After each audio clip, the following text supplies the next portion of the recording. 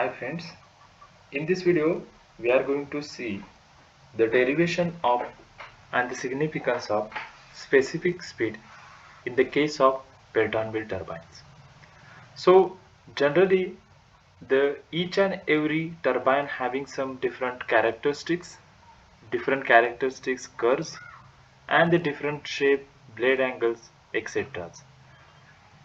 The each and every turbine is used in the particular head, okay, and using different types of the discharge.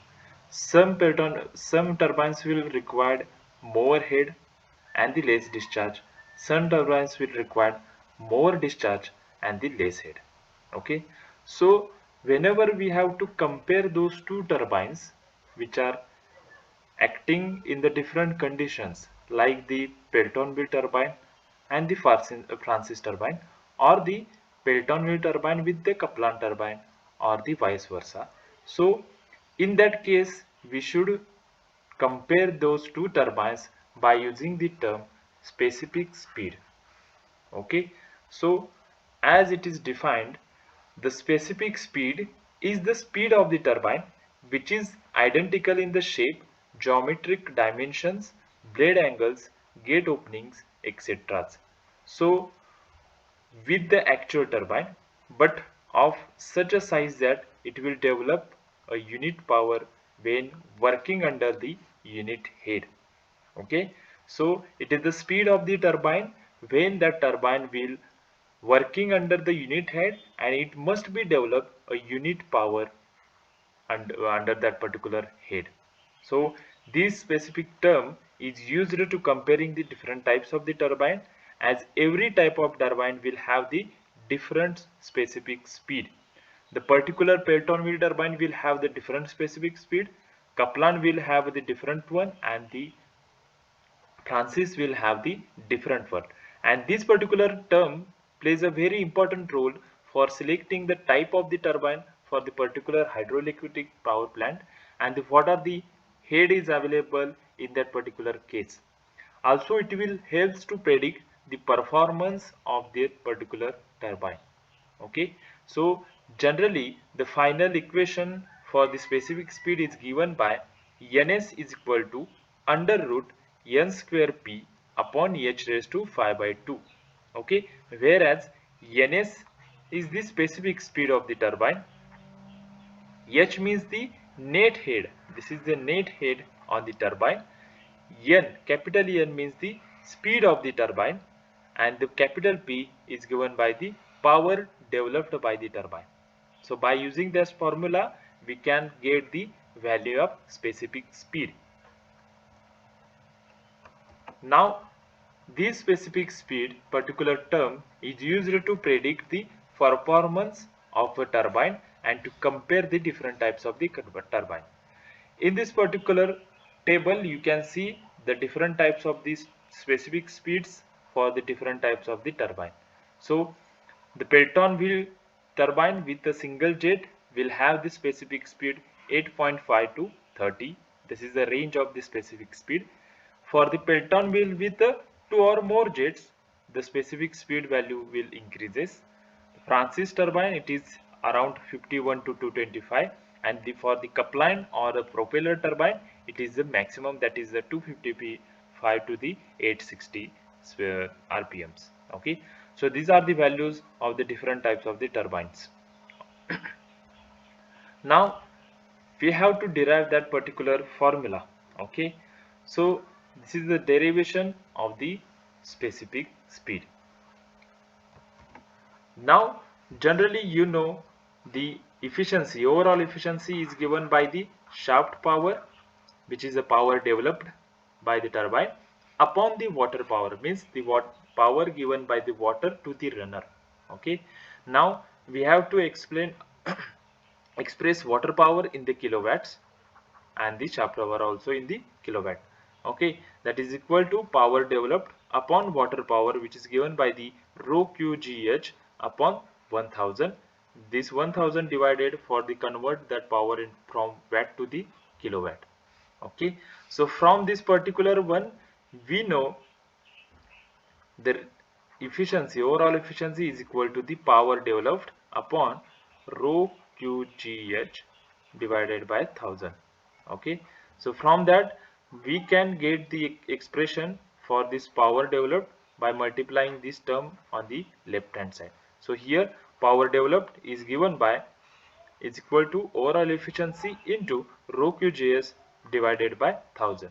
Now here sometimes by considering the overall efficiency density as a constant, also the gravitational constant is always a constant one. So from that we can know or we can draw the conclusion that power is directly proportional to the discharge into head, the discharge through the nozzle or the turbine and the head acting on the turbine. Okay, so in the below derivation we considering these particular terms, the nomenclature are D, capital D is the diameter of the actual turbine, capital N is the speed of the actual turbine, small u is the tangential velocity of the turbine, Ns it is known as the specific speed of the turbine, and the capital V is the absolute velocity of the water, or we can say the jet velocity of the water. Okay, the absolute velocity, tangential velocity and the head of the turbine are related as a u is directly proportional to the v, where v is directly proportional to the root h. Now the velocity of the runner is definitely depends upon the velocity of the jet. Okay, by which velocity that jet going to be strike on the uh, runner, that will derives or gives you the velocity of the runner. And we actually already know that velocity of the jet is equal to the 2gh, where h is the net head. Okay, so from here we know v is directly proportional to the root h. The bucket velocity or the blade velocity u is directly proportional to the jet velocity, and the jet velocity is directly proportional to the root h. So ultimately the runner or the bucket velocity is directly proportional to the root h. So this is the another equation.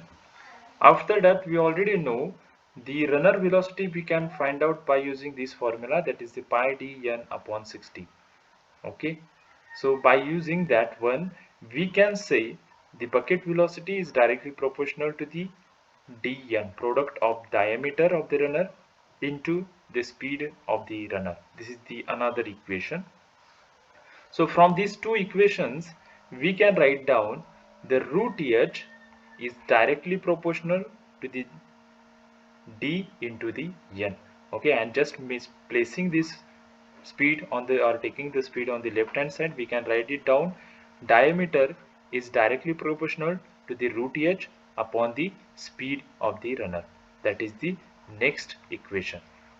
Okay, after that we are going to find out this particular discharge. Okay, now discharge, as we already know, that is given by the area into velocity. Okay, and again the area is given by or directly proportional to the width into the diameter, and again the diameter is again directly proportional to the width of the nozzle or the width of the nozzle where the water is coming or striking on the Pelton wheel turbine. So ultimately this area is directly proportional to the d square, diameter square. Similar for the velocity, as we already know, velocity is equal to the under root 2 gh. Okay, so velocity of the jet is directly proportional to the root h. Okay, so from these two equations, sub equations, we can write down for the discharge, q is directly proportional to the square of the diameter into under root h. Okay, so from that, from the equation, from the equation 5, we already know diameter is directly proportional to the root h upon n. So putting this value in the previous equation, we got q is equal to discharge is directly proportional to the under root h upon n square into root h. Okay, so whenever we take the square, this root will be cancelled and the n square will be there. So h upon n square into the root h, it will having the power 1 and it will having the power 1/2. So we just making or adding this power, and we finally got the discharge is directly proportional to the h raised to 3/2 upon n square. So this is the another equation Vi, or the 6. Now substituting this particular equation in the equation number 2, where we got the power is directly proportional to the multiplication of the discharge, or rho q g h, and the head. Okay, where rho and g and also the efficiency, overall efficiency, these are the constant, these three are the constants. Okay, so power is directly proportional to the q into h, that is the multiplication of discharge and the head. So by putting this particular value into this equation, we got power is directly proportional to the h raised to 3/2 upon n square into the h. Okay, now this h will have the power 1, so by multiplication we have to add 3/2 and 1, these two powers we have to add, and we got finally we got the h raised to 5/2 upon n square. Okay, now to avoid this directly proportional sign, we have to take some constant and we can equalize these two terms. So finally we got power is equal to k into h raised to 5/2 upon n square, where is k is a constant of proportionality. Okay, now moving towards the first equation, or the basic term, the constant specific speed, or the specific speed means it is the speed of the turbine when that turbine will working under the head is equal to 1 unit and producing the power 1 unit. Okay, it must produce power 1 unit. At that time, whatever the speed of the turbine, this speed is known as the specific speed. So applying that definition, we can write down, if power is a 1 unit, head is a 1 unit, then the n, the speed, is equal to the specific speed. This we can put into this particular equation and we can get this one. Okay, that is power is a 1 unit, that is 1 equal to k, that is the proportionality limit or the constant, into 1 raised to 5/2 upon ns raised to square. Here ns we are taking because when it produces the 1 unit power under the 1 unit head, that speed of the turbine is known as the specific speed. That is the definition, and from that we get the proportionality constant is equal to the ns square. Okay, now putting this particular back into this particular equation, we got p is equal to power is equal to ns square into h raised to 5/2 upon n square, and just solving or replacing, we get finally the ns square is equal to n square p upon h raised to 5/2.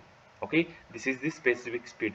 We are taking the root on the both sides. The ns specific speed is equal to under root n square into p upon h raised to 5/2. Okay, again we can write it as a n into root p upon h raised to 5/2. So this is the final equation for the specific speed. Final equation for the specific speed. Okay, this is the specific speed of the turbine, and which is directly, it is directly proportional to the speed and the power, and inversely proportional to the head of the turbine. Okay, so the regarding the units, if the power which is taking in the metric horsepower, okay, when we take it as a mks unit, the speed, the unit of the speed also in the mks system. Okay, if the unit of power in the SI system, again the specific speed unit will be also the in SI system. So the unit of speed going to depend on the unit of the power. Okay, so this is the all of derivation for the specific speed.